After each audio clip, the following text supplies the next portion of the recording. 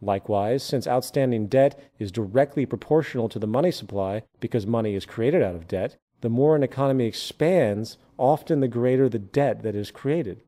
This sets up an inevitable systemic crisis, for the money needed to pay the interest charged on the loans does not exist in the economy outright. Therefore, there will always be more outstanding debt than money in existence. And once the debt grows larger than a person or company can afford, defaults begin, loans slow, and the money supply begins to contract. This particular scenario of debt overpowering and nullifying expansion could be termed financial failure, very simply. And this leads us to the next section. In this section, we will discuss the nature and ramifications of the current worldwide economic collapse, and how it has been compounded by the gross selfishness and social irresponsibility of the government and corporate powers. Then, more profoundly, we will discuss the role technology is having in displacing workers and the powerful changes this phenomenon is going to force in the world economy at large.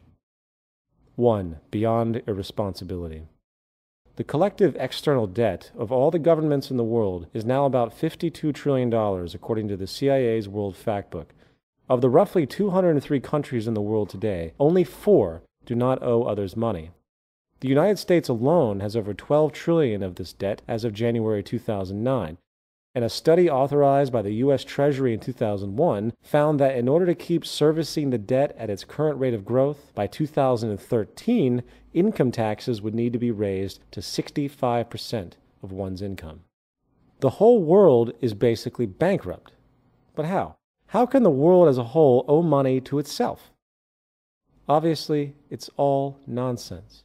The monetary system is nothing more than a game. Those in positions of social power alter the rules of the game at will. The nature of those rules are guided by the same competitive, distorted mentalities that are used to compete in everyday monetary life.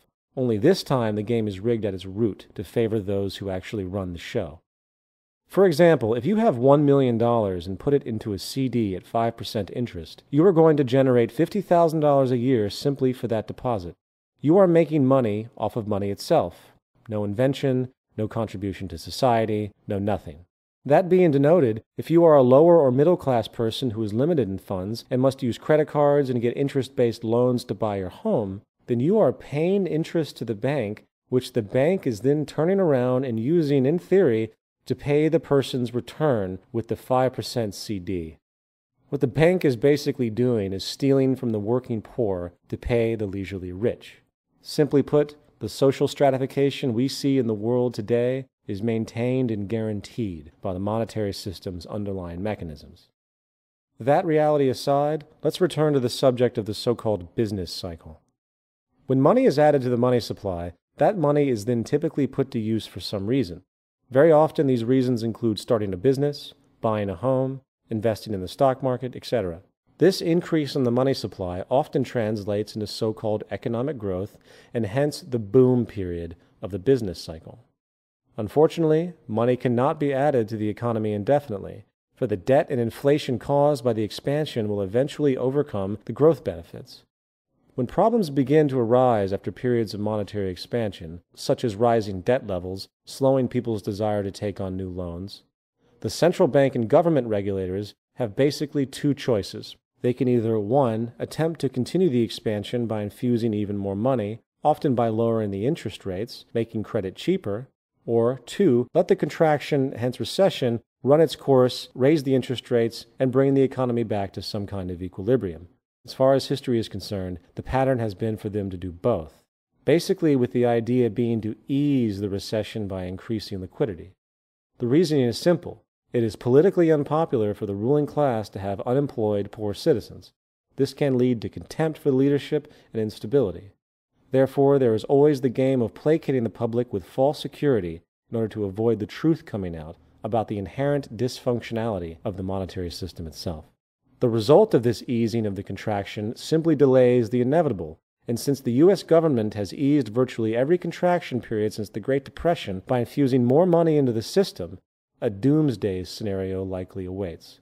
The big contraction, and it might be happening right now. As noted earlier, money cannot be added into the economy indefinitely, for the debt and inflation caused by the expansion will eventually overcome the growth benefits. This is what is now happening on a massive scale, and no intervention to ease this crisis is likely to work. Why? Mainly because the debt levels are way too high. The total debt of the U.S. government plus its citizens' private debt was about $53 trillion in 2007. This is simply an absurd amount of debt. The total U.S. money supply, M3, was only about $12 trillion in 2007, while the annual GDP of the U.S. was only about $14 trillion. Unfortunately, there is very little the U.S. government can do to stop this large contraction if they adhere to the tenets of the monetary system. Even with the insertion of tens of trillions of dollars, it cannot compensate for the imbalance. Plus, if they did this type of liquidity injection, the result would simply exaggerate the stagflation we are now seeing, where inflation and economic stagnation occur simultaneously. 2. The ultimate outsource. Now, in response to these issues, very often people suggest monetary reform as the solution. These suggestions often include going back to the gold standard, outlawing interest, shutting down the Federal Reserve, giving the power of printing money back to the government, etc. While these reforms and others all pose logical merits to a certain degree, they do not recognize an overshadowing, little discussed phenomenon that has accelerated since the 20th century, nullifying the monetary system in and of itself: the replacement of human labor with machines. At the core of the economic system itself is the mechanism of labor for income. Our entire economic system is based on human beings selling their labor as a commodity in the open market. If humans do not have the option to work for a living, then the monetary system as we know it is over.